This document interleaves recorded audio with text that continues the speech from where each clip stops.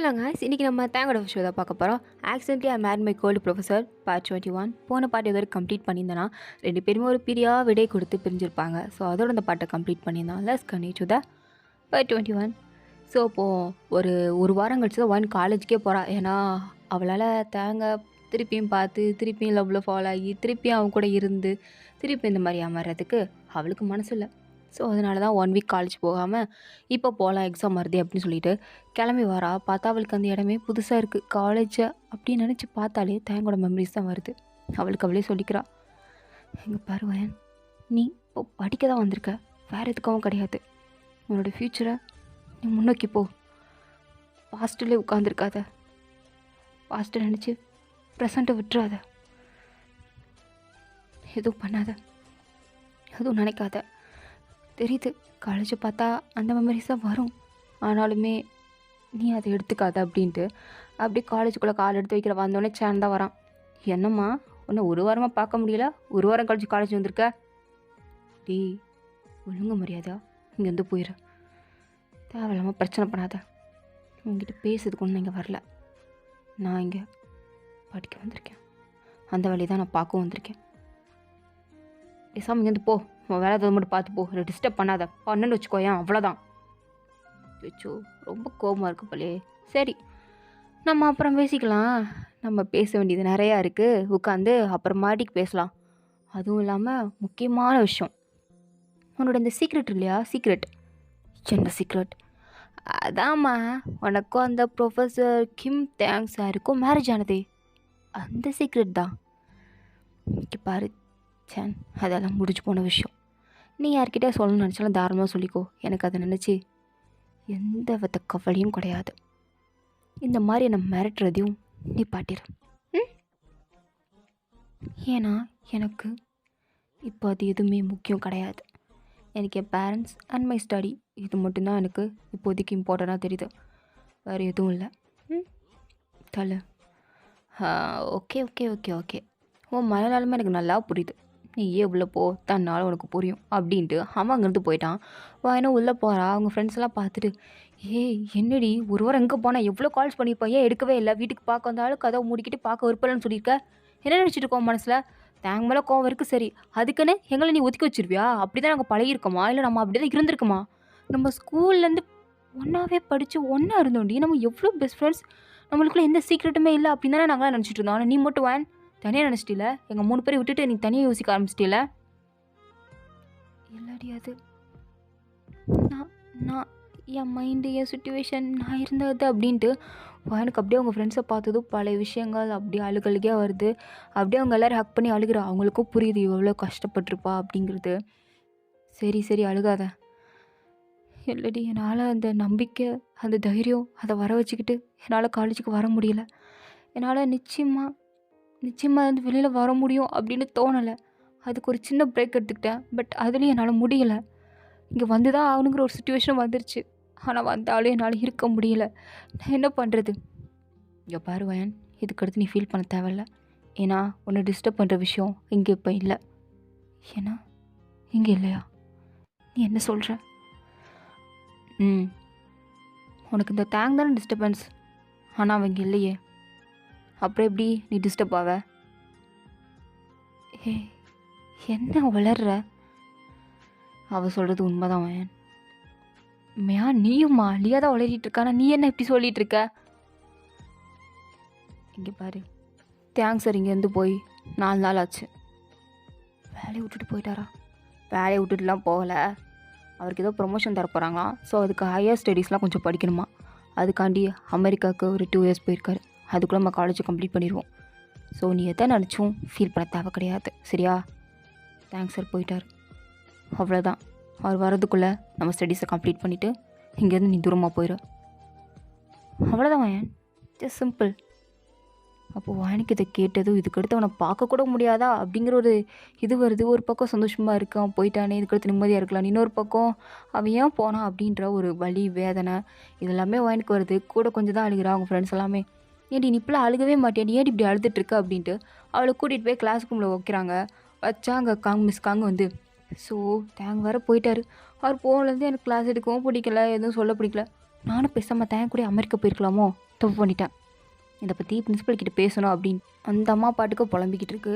அது பத்தாதுக்குன்னு அதோட பொட்டாட்டி சரியில்லைன்னு நினைக்கிறேன். எனக்கு தெரிஞ்சு தேங்க்ஸோட ஒய்ஃபு சுத்தமாக சரியில்லை. அதான் மனுஷன் இந்த ஆஃபர் வந்ததும் உடனே எடுத்துகிட்டு போயிட்டாரு. அது மட்டும் இல்லாமல் சமீபமாக அவர் ரொம்ப சோகமாக இருந்தார். எனக்கு தெரிஞ்சு அவரோட ஒய்ஃப் அவரை விட்டுட்டு வேறு ஒரு பர்சன் கூட அஃபேரில் இருக்கும்னு நினைக்கிறேன். அதான் அவர் இப்படி மனசு உடஞ்சிட்டார். பாவம், ரொம்ப காதலிச்சுப்பார் போல். நான் எப்படி அவரை காதலிக்கிறேனோ அதே மாதிரி தான் அவரும் அவங்க ஒய்ஃபை காதலிச்சிருப்பார். ஆனால் அந்த அம்மா இப்படி அவங்களுக்கு துரோகம் பண்ணிடுச்சு. பாவம், எப்படி அந்த மனுஷனை ஏற்றுக்க முடியும்? அதான் போயிட்டார் போல். எனக்கும் ரொம்ப கஷ்டமாக இருக்குது. நான் இதை பற்றி பிரின்ஸிபல் கிட்டே கண்டிப்பாக பேசுவேன்.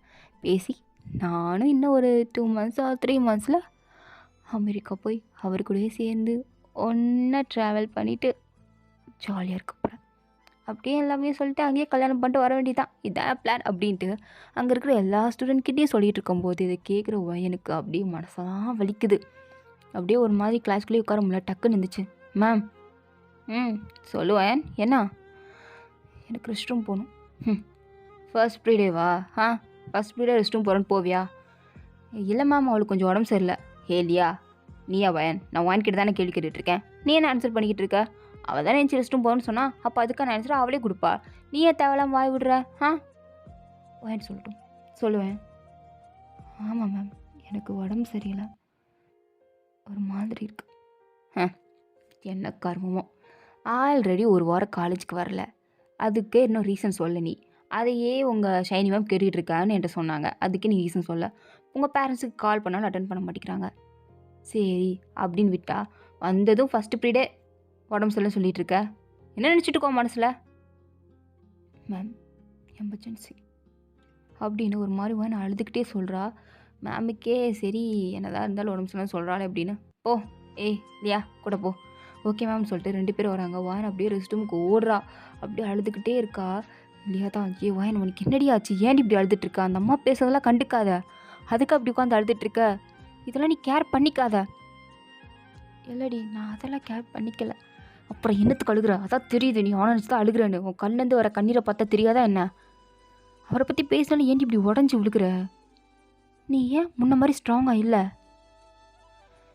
இல்லை, உனக்கு நான் எவ்வளோ தான் புரிய வைக்க முயற்சி பண்ணாலும் உன்னால் புரிஞ்சிக்க முடியாது இல்லையா?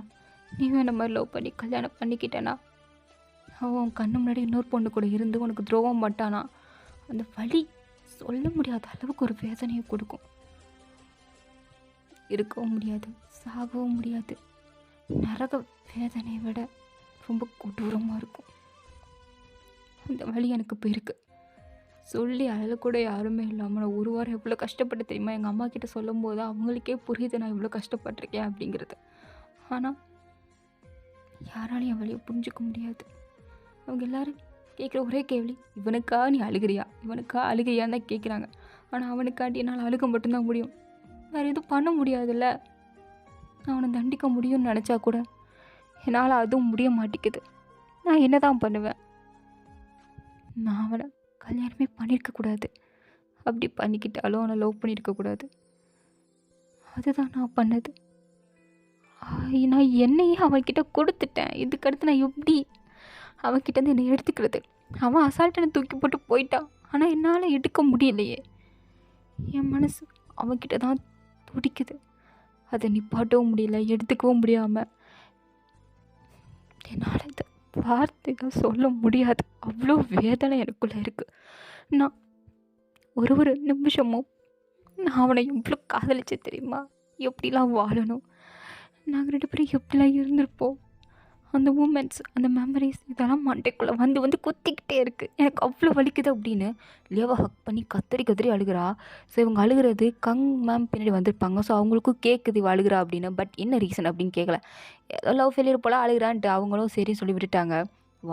ஃபர்ஸ்ட் பீரியட் போனவ லாஸ்ட் பீரியட் தான் கிளாஸுக்கே வரா. லாஸ்ட் பீரியட் ஷைனி மேம் தான் இருக்காங்க. ஷைனி மேம் பார்த்துட்டு, என்னாச்சு வயன், 1 வீக்காக காலேஜுக்கு வரல, ரீசன் கேட்டாலும் சொல்ல மாட்டேங்கிற.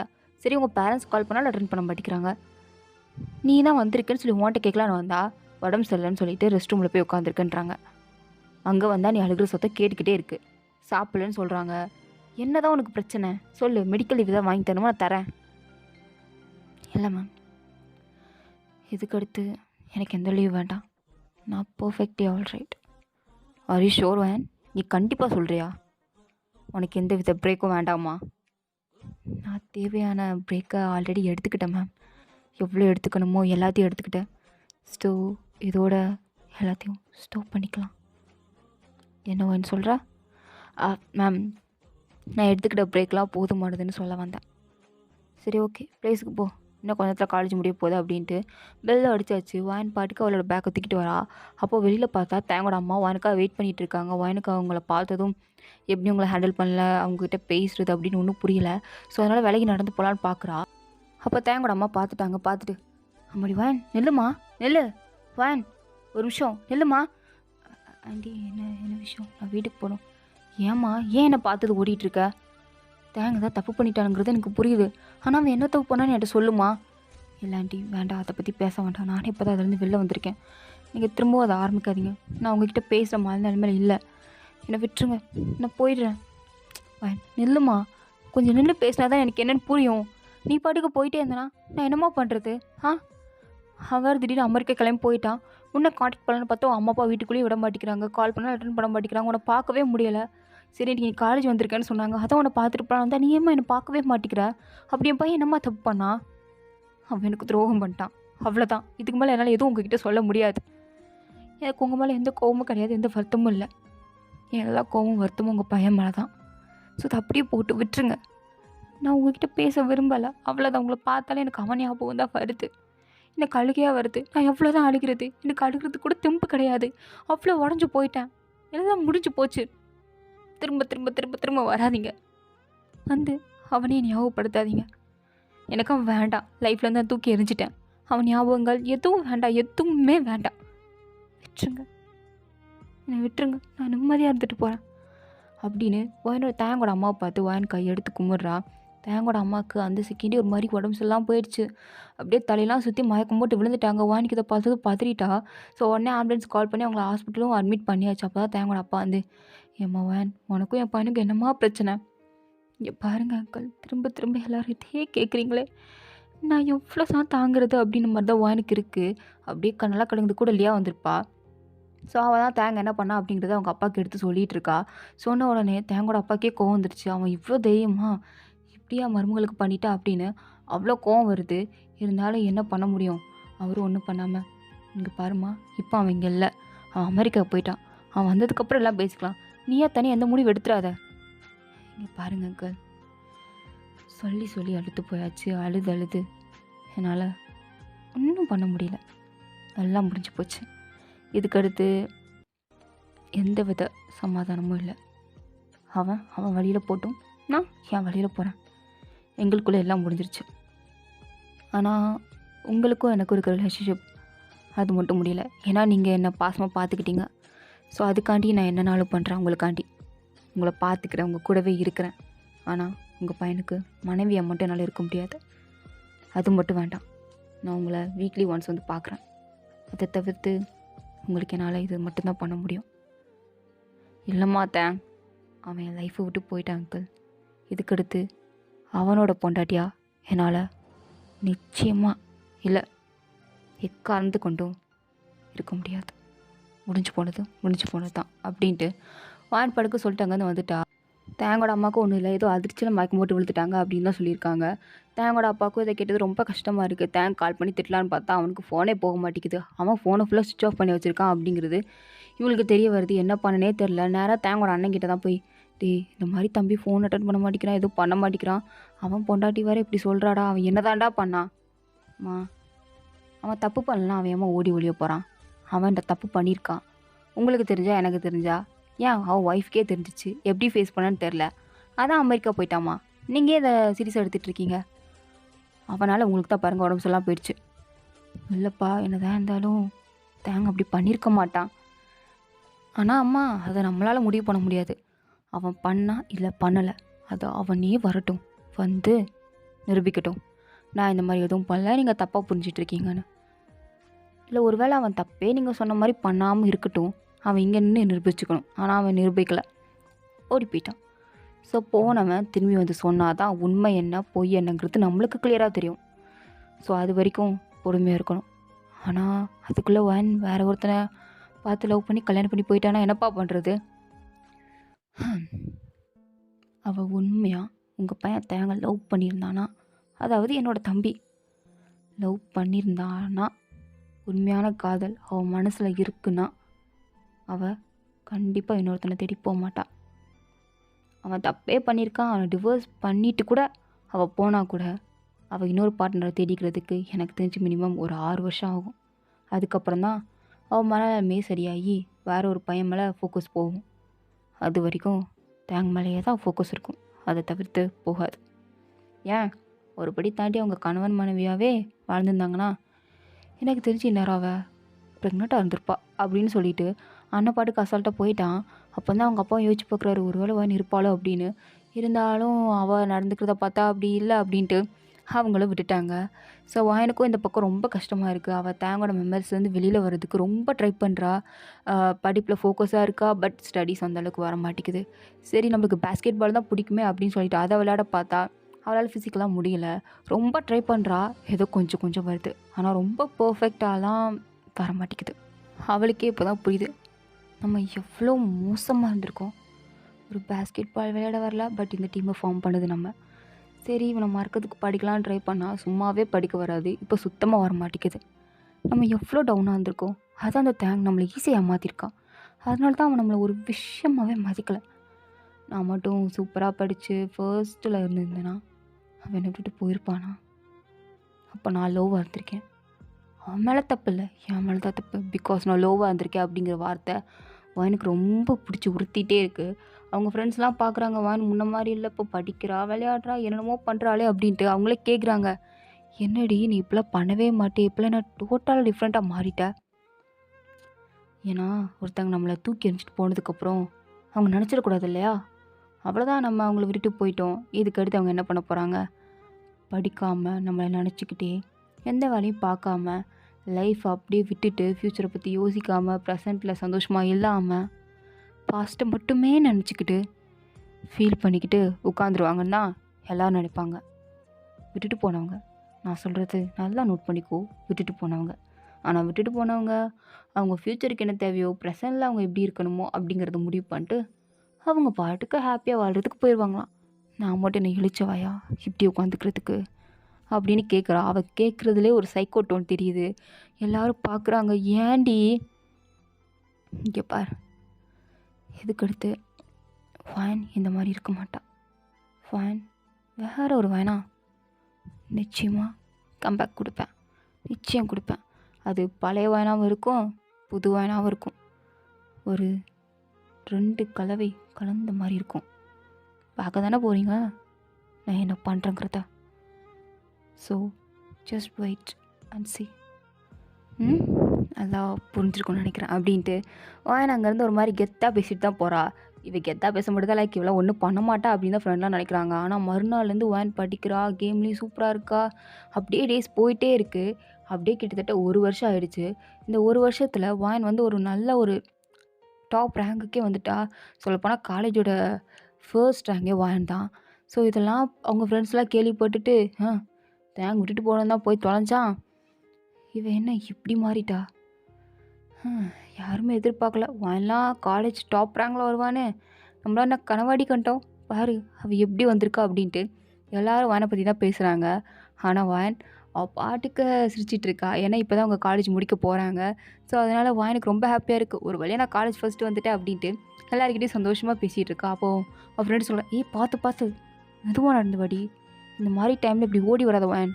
என்னதான் நீ டாப்பராக இருந்தாலும் உன் குழந்தை மேலே கொஞ்சம் கவனத்தை காட்டு, 6 மந்த்தாக இருக்கீல அப்படின்னு சொல்கிறா. அப்போ தான் வாயனும் குனிஞ்ச வகுத்த பார்க்குறா. ஆமாம்ல கொஞ்சம் பெல்லி பெருசாகிடுச்சுல அப்படின்ட்டு அவள் குழந்தைய அப்படியே தடவி கொடுத்துட்டு, உனக்கு மம்மி எதுவும் ஆக விட மாட்டேன் அப்படின்றா. ஏன்னா நம்ம வாயன் வந்து ப்ரெக்னெண்ட்டாக இருக்கா 6 மந்த்ஸ். ஸோ அவங்க ஃப்ரெண்ட்ஸ் எல்லாம், ஏண்டி இந்த குழந்தை இருக்குங்கிறது நீ தேங்கிட்ட சொல்லுவியா? அவனை பற்றி பேசாதீங்கன்னு நான் ஸ்டார்டிங்லேயே சொல்லிட்டேன். என் குழந்தைய பெற்று நானே வளர்த்துப்பேன். எந்த வித துணையும் நான் தேடிக்க விரும்பலை, நானே பார்த்துக்கிறேன். நீ ப்ரெக்னெண்ட்டாக இருக்குங்கிறது உங்கள் அம்மா அப்பாக்கிட்டேயும் சொல்ல, மாமனார் மாமியார்கிட்டேயும் சொல்ல. எப்போ தான் உங்களுக்கு தெரிய போதோ தெரிஞ்சு ஒரு வழி ஆகப்போகுதுன்னு தான் அவங்களுக்குலாம் இருக்குது. ஸோ அதோட இந்த பார்ட் கம்ப்ளீட் ஆகுது. தேங்க்ஸ் ஃபார் வாட்சிங். எனக்கு பிடிச்சிருந்தா லைக் பண்ணுங்கள். ப்ளீஸ் மறந்துடாமல் எல்லாரும் சப்ஸ்கிரைப் பண்ணுங்கள், லைக்கும் பண்ணுங்கள். ஓகேங்களா? Tata bye. See you later. Bye.